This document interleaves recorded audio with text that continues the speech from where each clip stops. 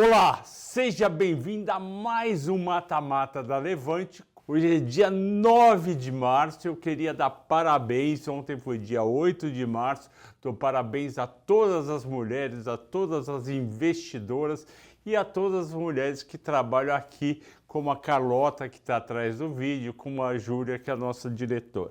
Vamos lá, o Mata-Mata dessa semana são de duas empresas que vocês vão ter pedido há algum tempo e é um pouco inusitado, não é do mesmo setor. Quem será?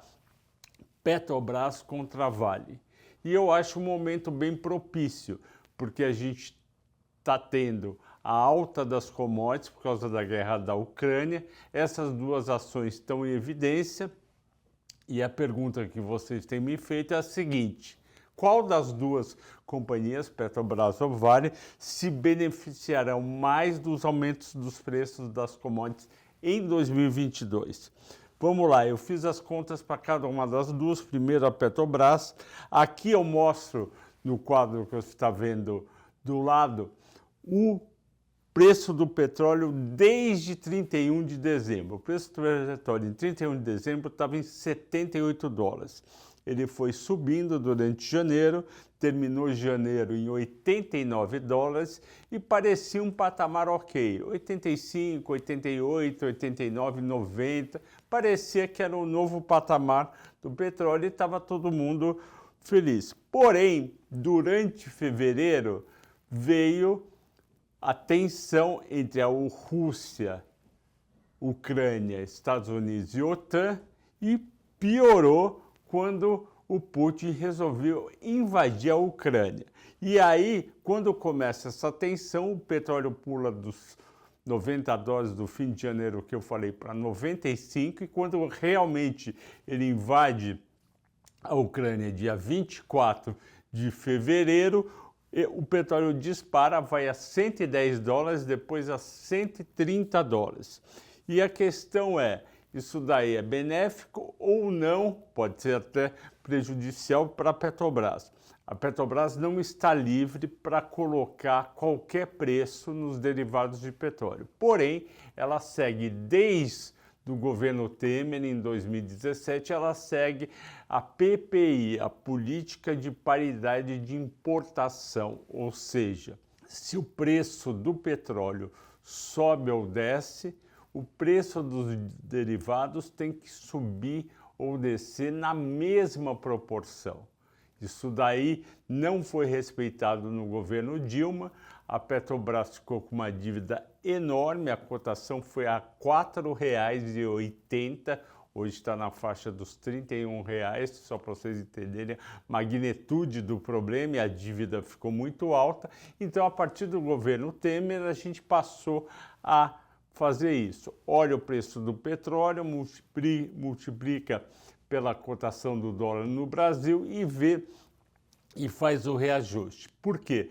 Porque a Petrobras, apesar de produzir muito petróleo no Brasil, ela produz petróleo pesado. Esse petróleo pesado não dá para refinar todo ele, não tem refinaria para transformar ele em óleo leve, em gasolina, em diesel. Então ele exporta uma parte desse petróleo pesado e traz petróleo leve. A última vez que a Petrobras fez o reajuste do preço da gasolina e do diesel foi dia 11 de janeiro. Naquela data, eu fiz a conta, o petróleo estava $84 e o dólar estava R$ 5,57.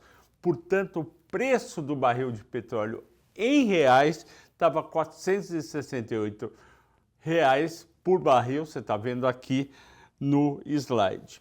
Hoje, a $130, hoje, 8 de março, o preço estava $130 e o dólar estava R$ 5,06.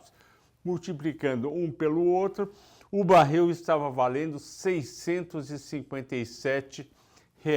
Por isso que o governo e o mercado de petróleo está pressionando para aumentar o preço dos derivados, porque o barril ficou mais caro. E aí o que acontece? Tem uma parte do mercado brasileiro que é suprido com importação. Ninguém vai importar petróleo para vender pelo preço que estava, como eu disse, 457 dia 11 de janeiro. Se hoje vai importar 657. É esse o problema. E aí eu fui fazer a conta na Petrobras para entender quanto que isso pode prejudicar. Aqui nesse slide, tudo que eu falei agora há pouco, vocês veem como foi feita a conta, né, para chegar no valor do barril de petróleo. E agora eu coloco a seguinte questão: subiu, como eu calculei no slide anterior, 40% o preço do barril de petróleo. Será que a Petrobras vai reajustar o preço da gasolina, do diesel, do óleo de cozinha, da nafta, da querosene de avião em 40%? Provavelmente não. Provavelmente não, porque isso daria um impacto na inflação gigantesco. A nossa inflação já está num nível alto, rodando aí em 0,80, 0,90 ao mês. Se colocar isso no preço dos derivados, aí esquece, né? A inflação vai para a faixa aí de 10, 12%. Então, eu fui calcular o que acontece no balanço da Petrobras. A Petrobras, no quarto trimestre, ela comprou e importou 31 bilhões de reais em petróleo e derivados de petróleo. Isso no quarto trimestre. Durante 2021, ela importou e comprou 87 bilhões. Esse custo, na época, ele foi repassado para o preço. Agora não está sendo repassado. Portanto, em fevereiro, em março, em abril, se a Petrobras não reajustar, ela vai ter prejuízo. E aí eu calculei qual seria o impacto. Ela teria um custo adicional de 12 bilhões e 600 milhões de reais. São 40% dos 31 bilhões que ela importa por trimestre. Eu usei a base do quarto trimestre de 2021. Então, isso vai ser uma perda, um prejuízo para a Petrobras. Como eu tenho uma projeção de 30 bilhões de lucro líquido para a Petrobras no segundo trimestre, ela teria, no segundo trimestre de 2022, 30 bilhões menos 12 bilhões, cairia para 18 bilhões o lucro dela, um impacto de 40%. Então vai cair o lucro dela se realmente não tiver reajuste. E se eu analisar, em vez dos 120 bilhões, que é a minha projeção de lucro para a Petrobras em 2022, ela lucraria 72 bilhões. Então não é que ela vai virar uma empresa com prejuízo, mas ela vai ter um lucro menor. Isso caso não haja o reajuste do preço. Por isso que as ações da Petrobras pararam de subir. A minha recomendação para você é não ter ações da Petrobras, principalmente nesse período. Aqui na Levante, desde que mudaram o presidente da Petrobras, vocês estão lembrados, em fevereiro do ano passado, 2021, quando o presidente Bolsonaro tirou o presidente da Petrobras, Roberto Castello Branco, porque ele estaria aumentando demais o preço da gasolina e do diesel. Ele só estava seguindo a política de paridade de preço de importação e colocou o general Lula Silva. A gente resolveu não ter mais ações da Petrobras na carteira devido ao risco de intervenção governamental, que é o que está acontecendo agora. Tanto é que as ações da Petrobras, vocês vão ver, subiram só 9% esse ano, enquanto PetroRio, por exemplo, subiu na faixa dos 30%. Então a recomendação é não ter ações da Petrobras. E aqui eu ainda peguei o gráfico deste ano da Petrobras. Ela começa o ano a R$ 29,00, chega lá aos R$ 33,00, está R$ 31,87, e caso não haja o reajuste dos derivados, como eu disse, essas ações podem cair, na minha opinião, pode voltar para os R$ 29,00 de dezembro, e ainda tem o risco da eleição presidencial, no qual, por enquanto, está o candidato Lula em primeiro lugar, e ele mesmo já disse que não vai seguir a política de preço de paridade internacional. E a Vale? Vamos ver o que acontece com a Vale. A Vale aconteceu em primeiro lugar em termos de preço, que é o minério de ferro, aconteceu parecido com a Petrobras, subiu 42,8%. Este ano foi de $112 para $160. Um baita aumento. E aí a pergunta é, que nem eu perguntei, se vai ter reajuste de preço para a Petrobras, eu pergunto, vai ter reajuste de preço para a Vale? Vai. Porque o que a Vale faz? A Vale negocia, ela tem contratos de longo prazo com a maioria dos clientes dela e alguns pedem pedido de curto prazo, pedidos pontuais. Como que é colocado o preço?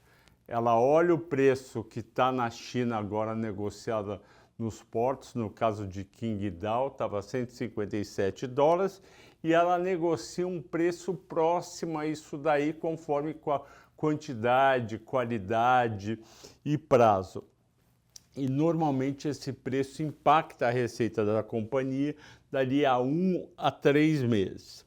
Portanto, a Vale vai ser beneficiada pelo aumento do preço do minério de ferro, diferentemente da Petrobras. Aqui eu faço um cálculo, quanto vai ser o impacto em termos de receita e lucro líquido, vocês estão vendo na tela.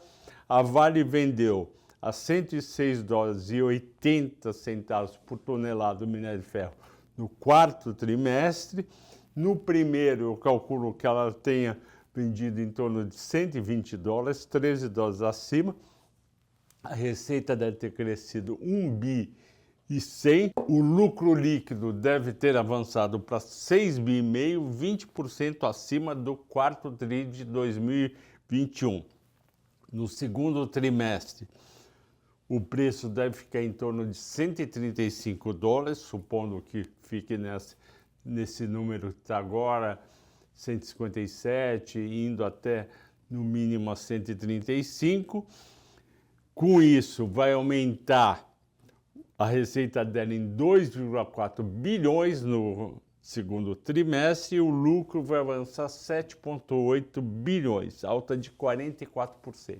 Então é altamente vantajoso para a Vale esse aumento do preço do minério de ferro. Eu escrevo aqui na conclusão que você deve ter ações da companhia no período.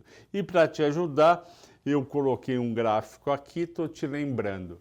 A partir de hoje, dia 9 de março, as ações da Vale estão negociando com menos R$ 3,71, porque esses R$ 3,71 vão ser pagos dia 16 de março, que é dividendos. Então ela está negociada a R$ 94,42, ela chegou a R$ 105, esse R$ 94,42 para comparar com os R$ 105, tem que somar o 3,70, daria quase R$ 98.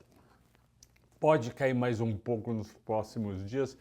Pode, por conta de uma potencial fim da guerra, que eu estou esperando para esse fim de semana ou na próxima semana.